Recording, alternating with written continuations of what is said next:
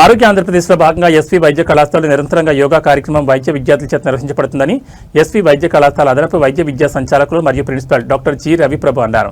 ఆయన మాట్లాడుతూ ప్రపంచంలో మనిషి ఎన్నో విజయాలు సాధించగలడు. విద్యలో ప్రతిభ కనబరచవచ్చు, సంపదను కూడబెట్టొచ్చు, అధికారాన్ని సంపాదించవచ్చు, సమాజంలో పేరు ప్రతిష్టలు పొందొచ్చు. కానీ వీటన్నిటికంటే అత్యంత అత్యున్నతమైంది ఒకటే, తన మనసును తాను జయించడమని అన్నారు. మనసు సహజంగా సంచలనమైంది. అది క్షణక్షణ మారుతూ కోరికలు, ఆశలు, భయాలు, కోపాలు, అసూయలు, ఆందోళనలు, నిరాశల మధ్య మనిషిని నిరంతరం ఊగిసలాడిస్తుంది. బయట ప్రపంచాన్ని జయించడం కంటే అంతర్ముఖంగా ఉప్పొంగి ఈ భావోద్వేగాలు నియంత్రించడం ఎన్నో రెట్లు కష్టం.